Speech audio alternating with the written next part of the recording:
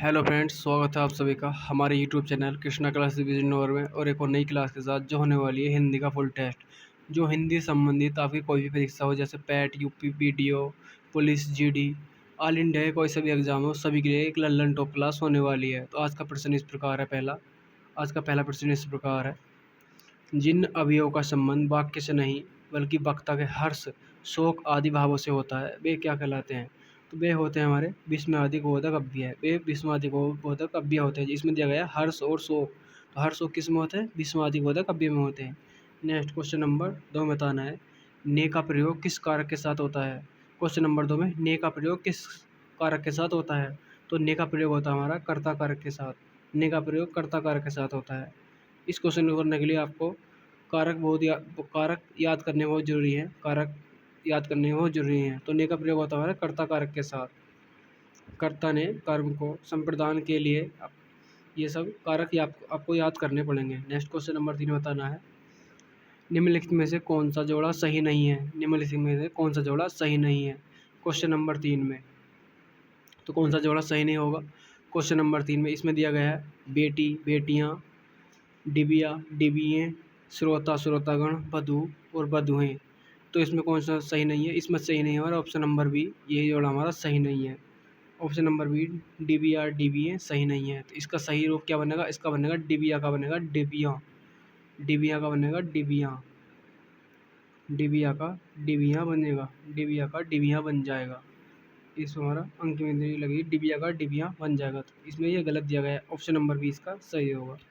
Next question number 4, बकरी शब्द का पुल्लिंग रूप है। बकरी शब्द का पुल्लिंग रूप है। इसी क्वेश्चन नंबर 4 में बताना है बकरी शब्द का पुल्लिंग क्या बनेगा क्वेश्चन नंबर 4 में? तो बकरी शब्द का पुल्लिंग बनेगा बकरा। बकरी शब्द का पुल्लिंग बनेगा बकरा। Option number D right answer होगा।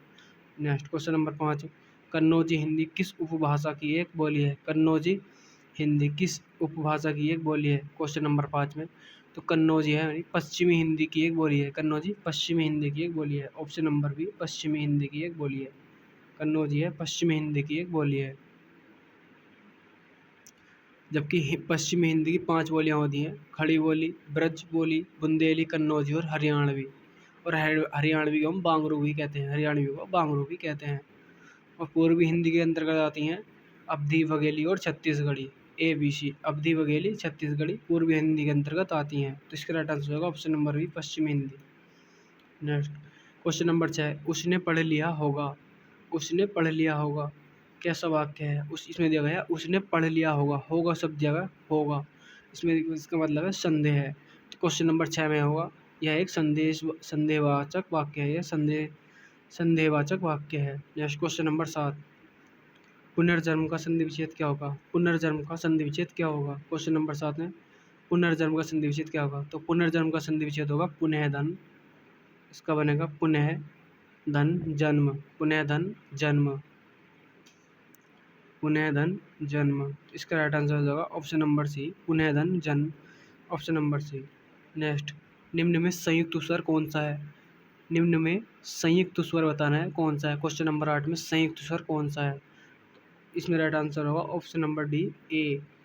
ए एक संयुक्त स्वर है। ए एक संयुक्त स्वर है जो मिलकर बना है ए प्लस ई। ए प्लस ई बराबर ए। इसका राइट आंसर होगा option number D. Next question number 9, हरिपद कोमल कमल से जो सबको सुख देत। पंक्तियाँ किस अलंकार का उदाहरण है? हरिपद कोमल कमल से जो सबको सुख देत, तो यह किस अलंकार का उदाहरण है क्वेश्चन नंबर 9 में? तो यह हरिपद कोमल कमल से जो सबको सुख देत, यह पंक्ति उपमा अलंकार का उदाहरण है। उपमा अलंकार का उदाहरण है। ऑप्शन नंबर ए उपमा अलंकार का उदाहरण है। उपमा अलंकार का उदाहरण है। यहाँ हरि के चरणों की तुलना कमल से की गई है। कमल से दिया गया है। कमल से हरि के चरणों की तुलना कमल से की गई है। नेक्स्ट क्वेश्चन नंबर 10 में बताना है, राम खाना खाएगा इस वाक्य में कर्मवाच्य का रूप है। राम खाना खाएगा इस वाक्य का कर्मवाच्य रूप है। क्वेश्चन नंबर 10 में बताना है इसका कर्मवाच्य रूप क्या बनेगा क्वेश्चन नंबर 10? तो राम खाना खाएगा का इसका कर्मवाच्य रूप बनेगा राम से खाना खाया जाएगा। राम से खाना खाया जाएगा। ऑप्शन नंबर बी, राम से खाना खाया जाएगा। राम से खाना खाया जाएगा। नेक्स्ट क्वेश्चन नंबर 11 बताना है, क्वेश्चन नंबर 11, मेरा आज खाने का मन नहीं होती है। मेरा आज खाने का मन नहीं होती है, अशुद्ध वाक्य का अंश स्पष्ट कीजिए। अशुद्ध अशुद्ध वाक्य का अंश स्पष्ट करना है, किस वाक्य में अशुद्ध दिया गया है, क्वेश्चन नंबर 11 में है। तो इसका राइट आंसर होगा, इसमें होता है मेरा आज खाने का मन नहीं होती। नहीं होती, होती जो गलत दिया गया है, तो इसका राइट आंसर होगा मन नहीं होती। यह होता है मन, मेरा आज खाने का मन नहीं है। मेरा आज खाने का मन नहीं है, तो इसका राइट आंसर होगा ऑप्शन नंबर डी, इसका राइट आंसर हो जाएगा। नेक्स्ट क्वेश्चन नंबर 12, इनमें से सही विन्यास का शब्द बताना है। सही विन्यास का शब्द बताना है, इसमें बर्तनी बतानी है किसमें सही है। अध्ययन दिया गया है, अध्ययन, तो अध्ययन बताना है किस प्रकार सही बनेगा। क्वेश्चन नंबर 12 में अध्ययन किस प्रकार शुद्ध बनेगा, तो अध्ययन बनेगा हमारा ये वाला question number, option number c, अध्ययन हमारा इस तरह से लिखा जाएगा। नेक्स्ट क्वेश्चन नंबर 13, जिसे क्षमा न किया जा सके, जिसे क्षमा न किया जा सके उसके लिए एक शब्द बताना है, कौन सा आएगा, जिसे क्षमा न किया जा सके। क्वेश्चन नंबर 13, तो उसके लिए एक शब्द आता है अक्षम्य। अक्षम्य, जिसे क्षमा न किया जा सके, अक्षम्य। नेक्स्ट, हाहाकार हुआ, क्रंद में कठिन ब्रज होते थे चूर, पंक्ति में रस है, हाहाकार हुआ, क्रंदन क्रंदन में कठिन ब्रज होते थे चूर। क्वेश्चन नंबर 14 बताना है, इस पंक्ति में कौन सा रस है, क्वेश्चन नंबर 14 में, तो इसमें है भयानक। भयानक, जिसमें हाहाकार, हाहाकार हुआ, हाहाकार हुआ है, इसमें क्या है, भयानक रस है, भयानक रस है, इसमें भयानक रस है। नेक्स्ट क्वेश्चन नंबर 15 बताना है, अनुस्वार का चिन्ह कैसे, अनुस्वार का चिन्ह है, अनुस्वार का चिन्ह किस प्रकार होता है, अनुस्वार। क्वेश्चन नंबर 15 में अनुस्वार, तो अनुस्वार, इस अनुस्वार का चिन्ह होता है ऑप्शन नंबर डी, स्वर के ऊपर एक बिंदी। स्वर के ऊपर एक बिंदी को अनुस्वार कहते हैं। जैसे ए के ऊपर एक बिंदी हो जाएगी, ये हमारा अनुस्वार है, ये हमारा अनुस्वार हो जाएगा। नेक्स्ट क्वेश्चन नंबर बताना है 16, हिमालय के लिए सही संधि विच्छेद को चुनना है। हिमालय के लिए सही संधि विच्छेद को चुनिए। क्वेश्चन नंबर 16 में इसका राइट आंसर बनेगा ऑप्शन नंबर बी, हिम प्लस आलय। हिम धन आलय, हिम धन आलय, इसका राइट आंसर बनेगा हिम धन आलय, हिमालय। नेक्स्ट बताना है क्वेश्चन नंबर 17, स्त्री के लिए सही पर्यायवाची वाले शब्दों की पंक्ति को चुनना है। स्त्री के लिए, स्त्री के पर्यायवाची बताने हैं, कौन कौन से होते हैं, स्त्री के पर्यायवाची बताने हैं क्वेश्चन नंबर 17 में। तो इसका राइट आंसर ये बताओ क्या बनेगा क्वेश्चन नंबर 17 में। तो स्त्री पर्यायवाची बनेगा त्रिया, विनीता, नारी। त्रिया, विनीता और नारी, इसका राइट आंसर होगा option number A, option number A, त्रिया, विनीता, नारी, इसका राइट आंसर हो जाएगा। ऑप्शन नंबर ए इसका राइट आंसर हो जाएगा, त्रिया, विनीता, नारी स्त्री के पर्यायवाची हैं। नेक्स्ट क्वेश्चन नंबर 18 बताना है, विभिचारी भाव को संचारी भाव कहने का कारण है। विभिचारी भाव को संचारी भाव कहने का कारण है क्वेश्चन नंबर 18 में, क्या होगा इसका, क्वेश्चन नंबर 18 में, तो इसमें देना है कौन सा होगा, इसमें होगा ये सभी रसों में संचरण करते हैं। विभिचारी भाव का, ये इसका राइट आंसर होगा ये सभी रसों में संचरण करते हैं। व्यभिचारी भाव का संचारी भाव कहने का कारण है ये सभी रसों में संचरण करते हैं। इसलिए अभिचारी भावों को संचारी भाव कहा जाता है। और इस संचारी भावों की संख्या कितनी है, संचारी भावों की संख्या है 33, इनकी संख्या है 33 संख्या है। नेक्स्ट, रसखान, रहीम, देव, रत्नाकर आदि कवि मुख्यतः किस बोली में रचना करते थे। रसखान, रहीम, देव, रत्नाकर आदि कवि मुख्यतः किस बोली में रचना करते थे। क्वेश्चन नंबर 19 बताना है, ये कवि किस बोली में रचना करते थे क्वेश्चन नंबर 19 में, तो ये करते थे ब्रजभाषा में, ये ब्रजभाषा में रचना करते थे। रसखान, रहीम, देव, रत्नाकर ये ब्रजभाषा में रचना करते थे। नेक्स्ट क्वेश्चन नंबर 20 में बताना है, क्वेश्चन नंबर 20 में पक्षी दाना चुग रहा है, रेखांकित शब्द का पर्यायवाची बताना है। इसमें बताना है पक्षी के शब्द का पर्यायवाची, पक्षी का पर्यायवाची क्या होगा पक्षी का, क्वेश्चन नंबर 20 में, तो पक्षी का पर्यायवाची होता है पंकज। पंकज, सॉरी इसमें होता है इसमें पक्षी का पर्यायवाची, पक्षी दाना चुग रहा है, इसमें पर्यायवाची शब्द नहीं है, इसमें नहीं शब्द होता है, नहीं शब्द, तो इसका राइट आंसर होगा option number A, Pankaj. Pankaj किसका है, ये हमारा कमल का पर्यायवाची होता है, पंकज होता है कमल का पर्यायवाची, पंकज कमल का पर्यायवाची है। जबकि पक्षी के होता है अंडज, नभचर और खग, ये सभी पक्षी के पर्यायवाची हैं, ये सभी पक्षी के पर्यायवाची है, तो इसका राइट आंसर होगा पंकज। पंकज पक्षी का पर्यायवाची नहीं है, पंकज पक्षी का पर्यायवाची नहीं है, तो इसका राइट आंसर होगा पंकज। नेक्स्ट क्वेश्चन नंबर 21, निम्नलिखित में से कौन सा उपमा अलंकार का एक तत्व नहीं है। निम्नलिखित में से कौन सा उपमा अलंकार का एक तत्व नहीं है? इसमें बताना है उपमा अलंकार का तत्व कौन सा नहीं है, क्वेश्चन नंबर 21 में। इसका राइट आंसर होगा विशेष धर्म। उपमा अलंकार में होता है, जबकि हमारे उपमा अलंकार में साधारण धर्म होता है, उपमेय होता है, उपमान होता है, जबकि विशेष धर्म नहीं होता। तो उपमा अलंकार का यह तत्व नहीं है। क्वेश्चन नंबर 21 में यह विशेष धर्म नहीं होता। नेक्स्ट क्वेश्चन नंबर बताना है, इसमें हमें सूची 1 को सूची सेकंड से मिलाना है। सूची 1 को सूची सेकंड से मिलाना है। इसमें बताना है कौन सा होगा। तो इसका राइट आंसर बताना है कौन सा होगा। करवटें बदलना। करवटें बदलने का मतलब होता है बेचैनी के कारण न सो पाना। करवटें बदलना बेचैनी के कारण न सो पाना, बेचैनी के कारण ना सो पाना। कोल्हू का बैल। कोल्हू का बैल होता है लगातार काम में लगे रहना, लगातार काम में लगे रहना। इसका बनेगा ई नंबर। हवा लगना। हवा लगना, हवा लगना का होता है असर होना। हवा लगने का मतलब असर होना। नेक्स्ट ठोकरे खाना। ठोकरे खाने का होता है धोख का खाना, धोख के खाना। तो इसका राइट आंसर बन जाएगा हमारा option number b. Option number b इसका राइट आंसर बन जाएगा। पहले का ई, दूसरे का छोटा ई और तीसरे का ए, चौथे का बड़ा आ। नेक्स्ट क्वेश्चन नंबर 23 बताना है मुहावरे लोकोक्ति का प्रयोग हुआ। मुहावरे लोकोक्ति का प्रयोग बताना है। भाषा को अलंकृत करता है। भाषा को अलंकृत करता है, भाषिक अभिव्यक्ति को प्रभावी बनाता है, भाषा शिक्षण का एकमात्र उद्देश्य है, दूसरों को प्रभावित करने का सरल तरीका है। इसमें बताना है मुहावरे लोकोक्ति का कैसा प्रयोग है। मुहावरे, तो क्वेश्चन नंबर 23 में राइट आंसर बनेगा भाषिक अभिव्यक्ति को प्रभावित करता है। मुहावरे भाषिक अभिव्यक्ति को प्रभावी करता है। क्वेश्चन नंबर 23 में राइट आंसर होगा ऑप्शन नंबर बी, भाषिक अभिव्यक्ति को प्रभावी करता है, भाषिक अभिव्यक्ति को प्रभावी करता है। नेक्स्ट क्वेश्चन नंबर 24, चतुर विद्यार्थी से प्रश्न पूछो, वाक्य में विशेषण है। चतुर विद्यार्थी से, इसमें पूछा है चतुर विद्यार्थी से प्रश्न पूछो, वाक्य में विशेषण है। क्वेश्चन नंबर 24 में इसका राइट आंसर बताना है क्या होगा। तो इसका राइट आंसर होगा चतुर। विद्यार्थी कैसा है, विद्यार्थी कैसा है, विद्यार्थी इसमें विशेषता बताई गई। विद्यार्थी कैसा, विद्यार्थी हमारा चतुर है, तो इसका विशेषण शब्द होगा चतुर शब्द हमारा विशेषण हो जाएगा। नेक्स्ट क्वेश्चन नंबर बताना है 25, चंद्रगुप्त नाटक के रचयिता। क्वेश्चन नंबर 25 बताना चंद्रगुप्त नाटक के रचयिता कौन है। तो चंद्रगुप्त नाटक के रचयिता हमारे हैं जयशंकर प्रसाद। जयशंकर प्रसाद चंद्रगुप्त नाटक के रचयिता है, जयशंकर प्रसाद।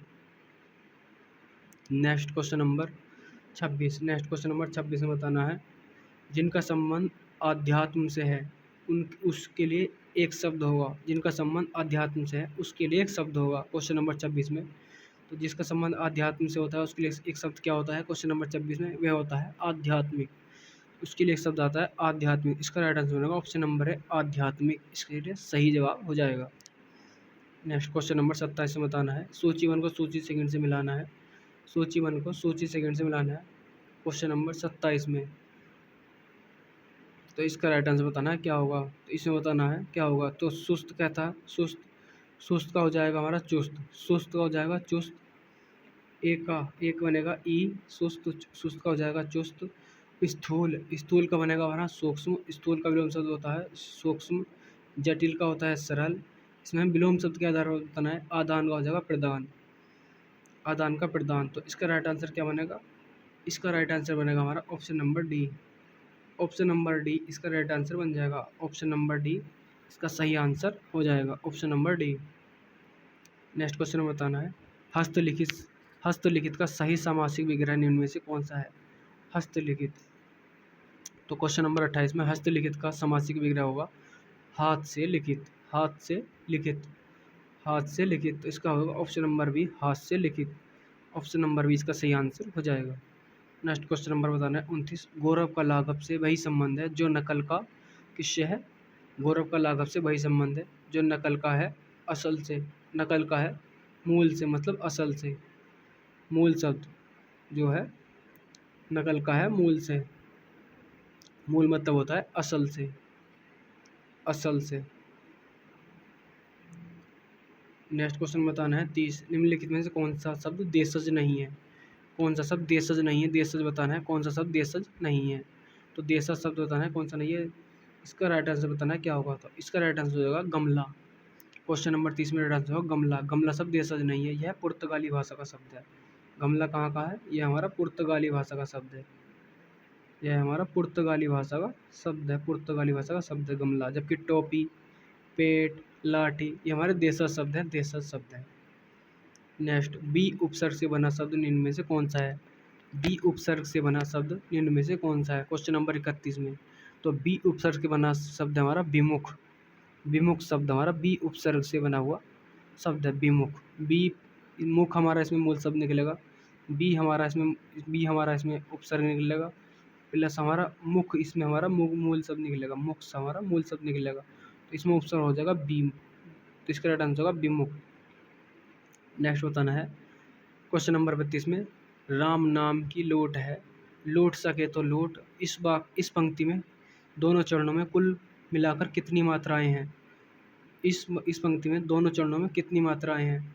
इसमें मात्रा गिनकर बतानी है कितनी मात्राएं, दोनों दोनों पंक्ति में कितनी मात्राएं हैं क्वेश्चन नंबर 32 में। तो इसमें मात्रा गिननी है हमें कितनी है, तो इसमें हमें राम नाम की लोट बताना है। राम पे बनेगी हमारी दो मात्राएं, राम पर दो मात्राएं, मैं पे एक मात्रा, राम पे दो, मैं पे ना पे दो, मैं पे एक, कै पे बनेंगी हमारी दो मात्राएं, ले पे हमारी दो मात्राएं बनेंगी।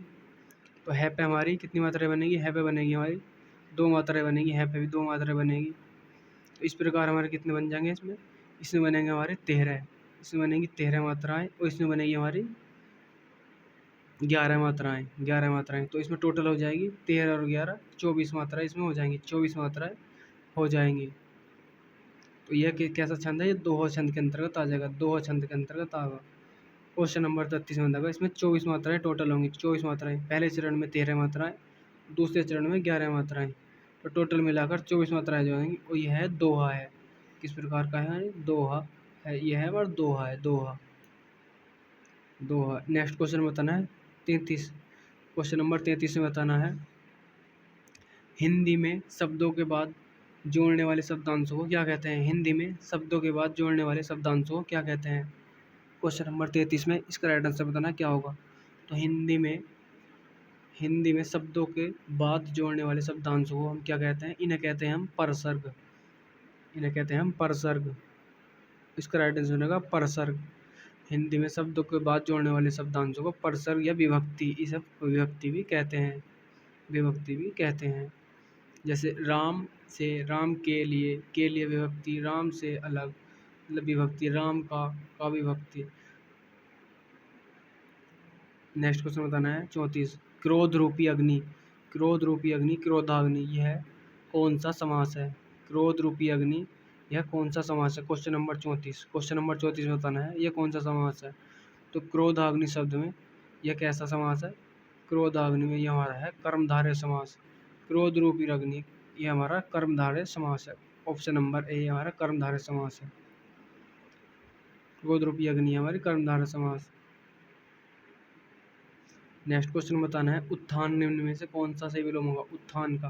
उत्थान का विलोम शब्द क्या होता है? उत्थान का होता है हमारा पतन, उत्थान का होता है हमारा पतन। ऑप्शन नंबर है, उत्थान का होता है पतन, ऑप्शन नंबर है 35 का बनेगा, ऑप्शन नंबर है पतन। नेक्स्ट में हमारे इसमें एक नेक्स्ट क्वेश्चन नंबर 36 से 40 तक हमारा 36 से 40 तक हमारा ध्यान दिया गया है, इसको पढ़कर हमें इसके आंसर देने पड़ेंगे।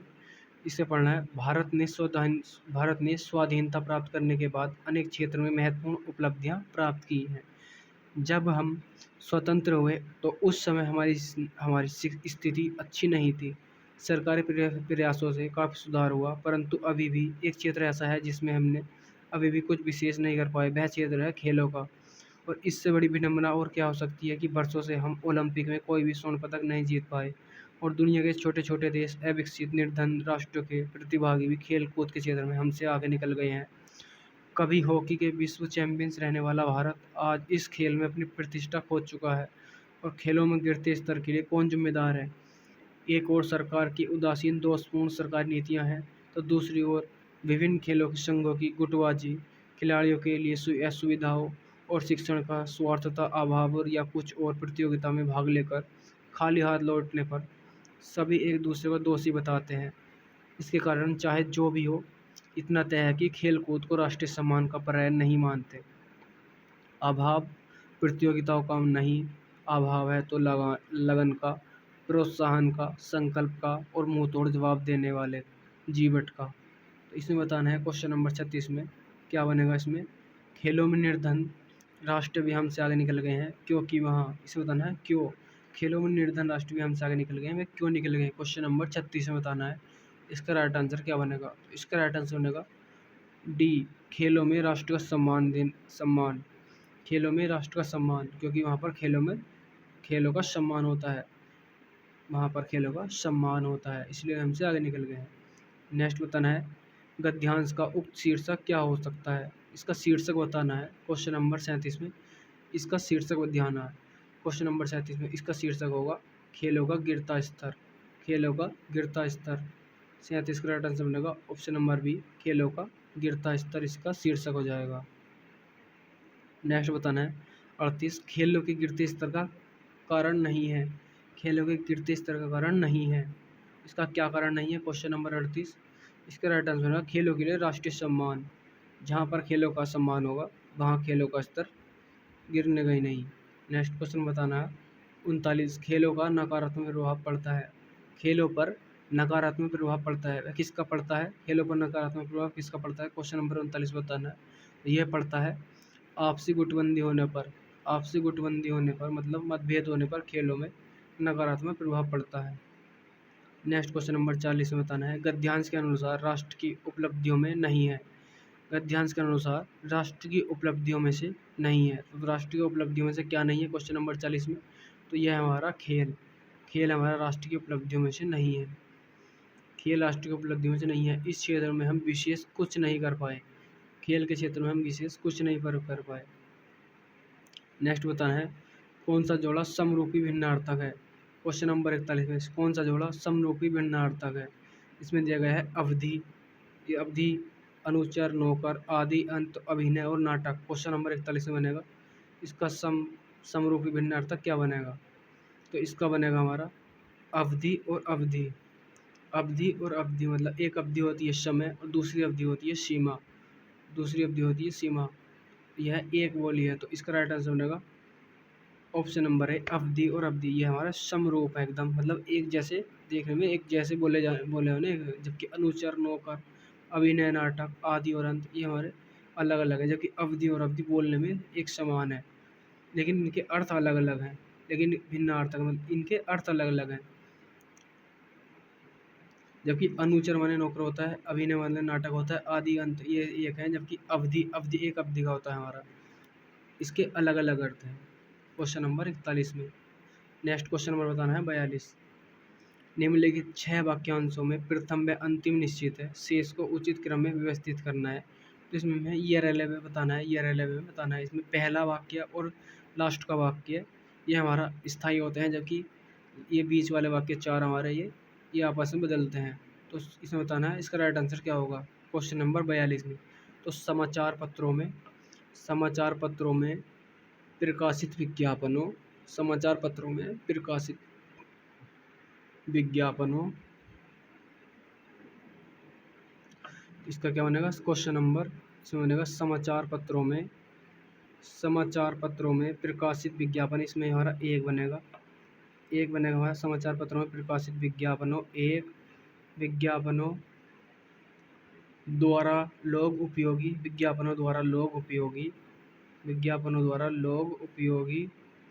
इसका बनेगा हमारा ये दूसरा बन जाएगा द्वारा लोग उपयोगी आवश्यक और उत्तम पदार्थों से परिचित होते हैं। तो इसका राइट आंसर क्या हो जाएगा? इसका राइट आंसर हो जाएगा डी नंबर इसका राइट आंसर बन जाएगा। डी नंबर इसका राइट आंसर बन जाएगा। समाचार पत्रों में प्रकाशित विज्ञापनों द्वारा लोग आवश्यक तथा उत्तम पदार्थों से परिचित होते हैं। नेक्स्ट गोधूम शब्द है। गोधूम शब्द होता है ये कैसा शब्द है? क्वेश्चन नंबर 43 में गोधूम शब्द होता है कैसा शब्द है? तो गोधूम शब्द हमारा तत्सम शब्द है। गोधूम हमारा तत्सम शब्द है। तो गोधूम का तद्भव क्या होता है? गोधूम का तद्भव होता है हमारा गेहूँ। गोधूम का तद्भव होता है गेहूँ। इसका तद्भव होता है गेहूँ होता है। नेक्स्ट बताना है क्वेश्चन नंबर 44, किस छंद के प्रथम 2 चरण दोहा छंद के और अंतिम शेष 4 चरण रोला छंद के होते हैं? किस छंद के प्रथम 2 चरण दोहा के और अंतिम शेष 4 चरण रोला के होते हैं? क्वेश्चन नंबर 44 में। तो ये होती है हमारी कुंडलियाँ। कुंडलियाँ, और कुंडलियों में कितने चरण होते हैं? कुंडलियों में हमारे 6 चरण होते हैं। कुंडलियों में 6 चरण होते हैं। प्रथम 2 होते हैं दोहा के, प्रथम 2 चरण दोहा के, और अंतिम 4 चरण होते हैं रोला के। अंतिम 4 चरण रोला के होते हैं। अंतिम 4 चरण रोला के होते हैं। ये होता है हमारे कुंडलियाँ। नेक्स्ट बताना है क्वेश्चन नंबर 45। निम्न में कौन सा शब्द तत्सम है? निम्न में कौन सा शब्द तत्सम बताना है, तत्सम, क्वेश्चन नंबर 45 में। तो इसका राइट आंसर बनेगा ऑप्शन नंबर है आलस्य। आलस्य एक तत्सम शब्द है। आलस्य एक तत्सम शब्द है, जबकि आम, आम एक तद्भव है। आश्रय ये भी तद्भव है। आगे एक आगे तद्भव शब्द है। तो next question number 46। Question number 46, question number 46 बताना है। इसमें क्या होता है? वाक्य में त्रुटि भाग का चयन करना है। यदि कोई त्रुटि न हो तो उसमें ऑप्शन नंबर डी लगाना है। इसमें बताया गया है, वीर सैनिक कहते हैं, वीर सैनिक कहते हैं कि हम विद्रोही शत्रु का नाश करेंगे। विद्रोही शत्रु का नाश करेंगे, क्वेश्चन नंबर 46 में। क्वेश्चन नंबर 40 में। तो इसमें कौन से वाक्य में त्रुटि है? किस वाक्य में त्रुटि है? इसमें है, वीर सैनिक कहते हैं कि हम विद्रोही शत्रु। तो विद्रोही इसमें दिया गया है, एक शब्द दिया गया है विद्रोही, जो विद्रोही भी दिया गया है और शत्रु भी दिया गया है। तो विद्रोही शत्रु एक जगह नहीं आ सकते, तो इस वाक्य में त्रुटिपूर्ण है। विद्रोही भी है और शत्रु भी है, तो इसका राइट आंसर बन जाएगा option number b. Option number b इसका राइट आंसर बन जाएगा। ऑप्शन नंबर बी में इसमें गलती है। नेक्स्ट क्वेश्चन नंबर बताया गया है 47। भावयुक्त शब्द का अनुवाद करना है। I was overjoyed. I was overjoyed का इसका अर्थ बताना है क्या होगा। तो आई वाज ओवरजॉयड का अर्थ होता है मेरा दिल बाग बाग हो गया। मेरा दिल बाग बाग हो गया। इसका राइट आंसर होगा option number c. Next question number 48। निम्नलिखित वाक्यों में से पूर्ण वर्तमान काल को स्पष्ट करना है। पूर्ण वर्तमान काल को बताना है। पूर्ण वर्तमान काल कौन सा होगा क्वेश्चन नंबर 48 में। तो इसमें होगा, पूर्ण वर्तमान काल किस में होगा? तो यह होगा, अब हमारे पढ़ने का समय हो गया है। अब हमारे पढ़ने का समय हो गया है। तो ये हमारा पूर्ण वर्तमान काल में बनेगा। पूर्ण वर्तमान काल बन जाएगा। जबकि वह घूमने जा रही है, वह जा रहा था, जाऊंगी ये भी नहीं होगा। वह जाऊंगी ये अलग है, ये भूतकाल का हो जाएगा। जा रही है ये भी नहीं होगा। तो ये होगा ऑप्शन नंबर है, अब हमारे पढ़ने का समय हो गया। ये हमारा पूर्ण वर्तमान काल का वाक्य है। पूर्ण वर्तमान काल का वाक्य है। नेक्स्ट क्वेश्चन नंबर 49 बताना है। रेगिस्तान की पूर्ति करनी है। राम ने देखी, राम ने देखी, तो राम ने क्या देखी क्वेश्चन नंबर 49 में? राम ने तस्वीर देखी। राम ने, क्वेश्चन नंबर 49 बनेगा राम ने तस्वीर देखी। राम ने तस्वीर देखी। Next question number 50। निम्नलिखित शब्द में तत्सम तद्भव का सही युग्म है। निम्नलिखित में से तत्सम तद्भव का सही युग्म बताना है। कौन सा तत्सम और तद्भव का सही रूप है दिया गया है क्वेश्चन नंबर 50 में। तो इसमें राइट आंसर बनेगा अक्षावट। अक्षावट इसका सही रूप दिया गया है। अक्षावट सही रूप दिया गया है। ये 6 वर्ण जो है, 6 वर्ण बदलता है हमारा ख में। 6 वर्ण हमारा ख में बदलता है। तो अक्षावट बनेगा हमारा अखाड़ा में, अक्षाड़ा। अक्षावट बाद में बन जाएगा हमारा अखाड़ा। तो इसका राइट आंसर होगा ऑप्शन नंबर भी अखाड़ा। तो आज की क्लास हमारे यहीं पर समाप्त होती है। यदि आपको क्लास अच्छी लगी हो तो लाइक करें। कमेंट में कर बताएं क्लास आपको कैसी लगी। और लाइक करें, शेयर करें और चैनल को सब्सक्राइब करें। चैनल को सब्सक्राइब करें। धन्यवाद।